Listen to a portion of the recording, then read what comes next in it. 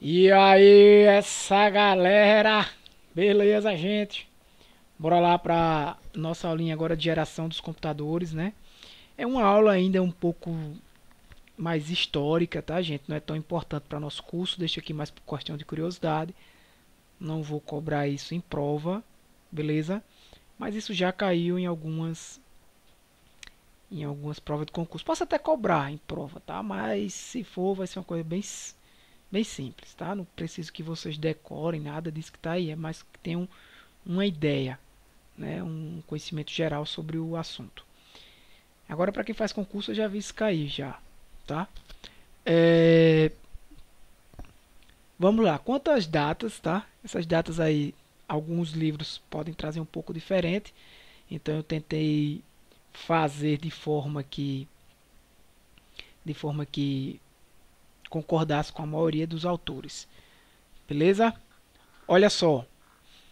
Primeiro, gente, eu quero dizer o seguinte: um grande estímulo para a criação desses computadores, esses primeiros computadores, foi a Segunda Guerra Mundial, né? Os investimentos na Segunda Guerra, no pós-guerra, durante a Guerra Fria, também, né? Então, esses investimentos nessa época foi quem fez o surgimento aí dos primeiros computadores, né? Então, nessa primeira geração, a gente teve o primeiro computador moderno, tá? Uma coisa que eu quero que vocês saibam, sempre eu vou destacar o que eu quero que vocês saibam, por exemplo, a questão de válvulas eletrônicas. Destaca-se a válvula eletrônica com a primeira geração. Você falou em válvula eletrônica, em geração de computadores, eu estou falando da primeira geração. Tá? Os computadores eram feitos por válvulas eletrônicas. Os principais computadores dessa época, Enigma, Colossus e ENIAC. Tá? O Enigma era uma máquina alemã. Uma máquina alemã que, vou dizer assim, criptografava mensagens. Né? Para quem não entende o que seria criptografar uma mensagem, vamos fazer o seguinte: imagine aí que você está mandando uma cartinha para alguém, para uma pessoa da sua turma aí, e não quer que os outros, né, compreendam aquela mensagem, né? Mas você compreende aquela mensagem e a pessoa que vai receber também, porque vocês combinam de alguma forma de entender aquilo ali. Então você pode passar aquela mensagem na mão de outras pessoas que não vai ter problema em relação a descobrir o conteúdo, o significado daquela mensagem. Mas você conhece a chave para descriptografar aquilo ali por original e aquela pessoa que vai receber também. Então o Enigma ele criptografava essas mensagens de forma que os adversários da Alemanha não compreendessem. Né? Existia, na verdade, uma grande luta em descriptografar essas informações, quando os britânicos, por exemplo, capturavam essas informações aí via rádio. O Colossus é uma máquina britânica, o ENIAC é uma máquina americana, né? ENIAC é Electrical Numerical Integrator and Calculator. Então, assim, foi uma máquina criada também na época da primeira geração. Né? Ela destaca-se pela geração, o destaque dessa geração é o ENIAC. Tinha algumas características apenas por curiosidade, né? 18 mil válvulas, 30 toneladas, ocupava uma área de 180 metros quadrados, chegava a 100 kHz e continha 200 bits, tá? Von Neumann, esse cara era um gênio, foi um gênio, né? Um cara que desenvolveu uma máquina conhecida como máquina de Von Neumann, que é base até hoje para os computadores digitais, para os nossos computadores, né? Por quê? Porque a máquina que ele desenvolveu já tinha os 5 componentes básicos que a gente utiliza, como memória, unidade lógica e aritmética, unidade de controle, unidade de entrada e unidade de saída. Assim, a gente fala hoje memória, processador, como eu vou falar nas próximas aulas, e periféricos de entrada e saída, né? Mas quando ele falava aqui memória, aí por exemplo, unidade lógica e aritmética e unidade de controle, isso hoje a gente integra na CPU, né? Além da própria memória do registrador da CPU. Mas já era a base para o que a gente tem hoje. E os dispositivos, né, de entrada e saída, que são os periféricos de entrada e saída. Alan Turing, outro cara conhecido também como pai da computação, criou aí a máquina de Turing, que você pode pesquisar na internet. Também esse cara também trabalhou na Segunda Guerra Mundial para descriptografar essas mensagens aí, criar computadores que pudessem, desculpa, computadores que pudessem descriptografar essas mensagens. Inclusive tem um filme muito bom que eu recomendo que vocês podem assistir, que falam bastante sobre isso, sobre o próprio Alan Turing, sobre a história dele. É o jogo da imitação. Beleza? Na segunda geração, as válvulas foram trocadas pelos transistores, né? E aí a gente já tem o conceito de uma linguagem de programação, né? Se usava Assembly, a linguagem de programação que se utilizava nessa época, uma linguagem de nível baixo, né? A gente vai falar disso mais na frente, quando falar em linguagens de programação, que são linguagens de programação, lá nas aulas de softwares. Conceito já de CPU, de memória de entrada e saída, que foi introduzido por von Neumann, né? Na terceira geração, a gente já tem aí o surgimento, a IBM lançou um computador, com o IBM System 360, né?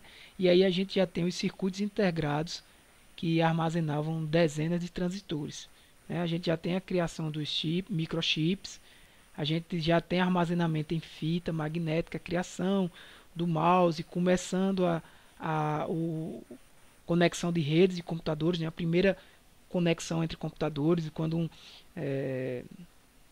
laboratório, não me falha a memória agora, mas foi enviado, por exemplo, o primeiro e-mail entre dois computadores, a primeira mensagem entre dois computadores, foi em 1969, salvo me engano. Então foi já nessa, mas foi na terceira geração. O surgimento de linguagens de alto nível, né, ficava mais simples a programação desses sistemas, né, porque, por exemplo, o anterior as linguagens eram um nível mais baixo. O nível mais baixo é um nível de linguagem mais próximo da máquina. O ser humano fica mais difícil de entender ou de conseguir fazer muita coisa com uma linguagem de máquina, né? Agora, se eu começar a ter uma linguagem que o próprio ser humano compreende melhor, e aquela linguagem ser transformada lá pela máquina, depois processada em uma linguagem de máquina, aí tudo bem.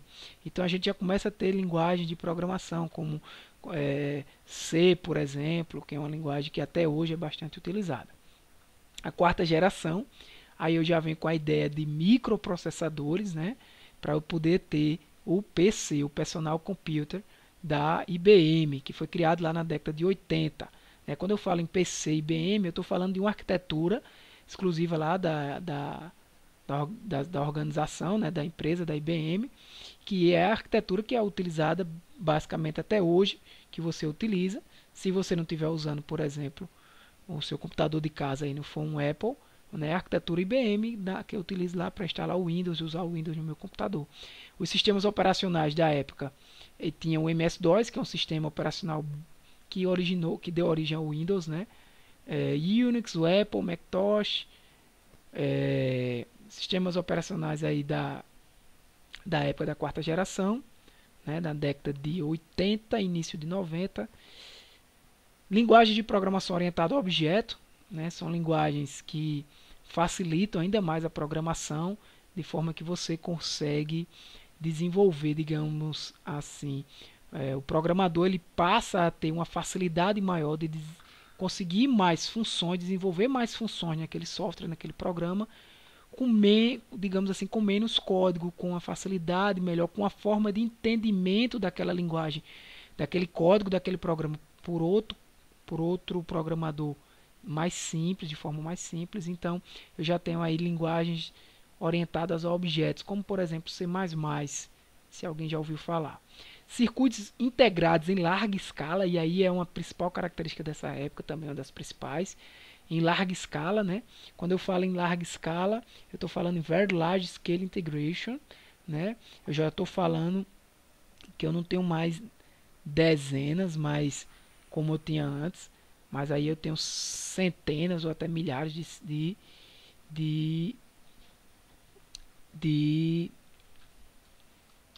transistores, né? Então já tem um conceito de memória secundária, né? A memória de armazenamento externo, que a gente vai estudar mais na frente. Mas eu não tenho, porque o que é que acontece? Quando a gente for estudar lá na área de memória, você vai entender melhor, quem ainda não compreende isso. Mas essa ideia de usar um HD, por exemplo, isso é novo, é da quarta geração para cá. Antes só se usava a própria memória de trabalho que o computador estava utilizando ali naquela hora. Basicamente era assim, tá? Então eu tenho já o conceito de memória secundária. Na quinta geração, que a gente está na atualidade, eu já tenho aí a Ultra Large Scale Integration, né? Milhões de transistores. Processador, são muitas coisas, né?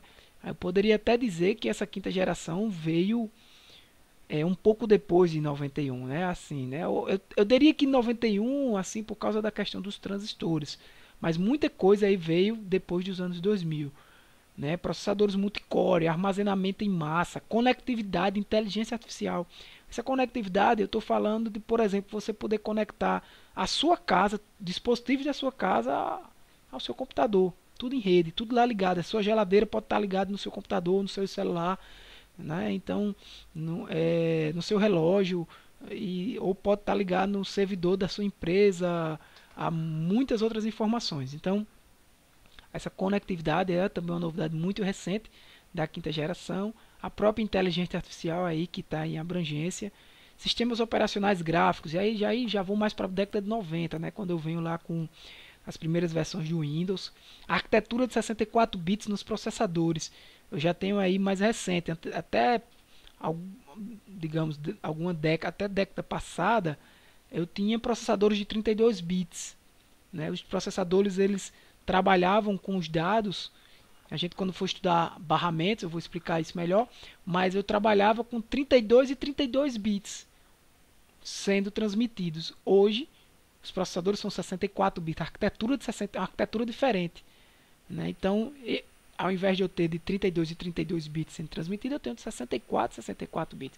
Óbvio que o desempenho da máquina vai melhorar. O uso de smartphones e companhia, né? Tablets, iPad, enfim. Evolução da internet, viu aí a Interweb 1.0, Web 2.0, Web 3.0. Vamos falar desse conceito de web lá nas aulas de internet. O uso dos supercomputadores. Na verdade, os supercomputadores já existiam, né? Mas para a época. Mas os supercomputadores que está se falando aqui são supercomputadores com poder de processamento aí cada vez crescendo de forma exponencial, né? O que eu preciso que vocês compreendam é que durante todas essas gerações, durante a fase das gerações, o que é que eu tenho? Eu tenho sempre o que? O tamanho, o gasto de energia e o preço dos computadores diminuindo. Ah, está diminuindo o preço? Está diminuindo. Está diminuindo o gasto de energia? Está diminuindo. Essas máquinas, aqui, quando passou a usar transistores ao lugar de válvulas, teve um ganho aqui enorme, né? Diminuiu muito o gasto de energia. Os tamanhos nem se fala. Essas máquinas aqui ocupavam 180 metros quadrados. Hoje você tem um computador na sua mão que tem um poder de processamento infinitamente maior do que essas máquinas anteriores. Porém, o que é que tem aumentado? A capacidade dos computadores tem aumentado, né? A quantidade de memória que eu tenho para armazenar, inclusive novos tipos de memória surgindo. A velocidade dos computadores, né? Os processadores passaram a atuar com uma frequência de velocidade maior, com mais núcleos, né? Com multicore, vários núcleos, com alguns tipos de memória como internas, memória cache interna para poder melhorar o desempenho, a velocidade e mais usuários, né? Antes quem tinha acesso às máquinas, os computadores eram grupos restritos. Hoje em dia, praticamente, não vou dizer todo mundo, mas é acessível hoje em dia e cada dia mais está sendo mais acessível ainda o uso de computadores pelas pessoas. Beleza? Gente, por hoje é só. Aulinha aí sobre geração dos computadores. Essa é uma aula que eu recomendo vocês pesquisarem na internet. Tem muita coisa interessante. Quem gostou de algum tópico aqui pode pesquisar, principalmente sobre as pessoas, né, que a gente comentou. Mas é uma aula mais de conhecimento e curiosidade. Beleza? Algumas vezes cai, né? Algumas vezes cai em alguns concursos públicos. Já vi cair. Mas não vou cobrar isso muito de forma fervorosa. Vou ser mais light com isso aí. Beleza? Por hoje é só. Valeu, gente. Um abraço. Fiquem com Deus.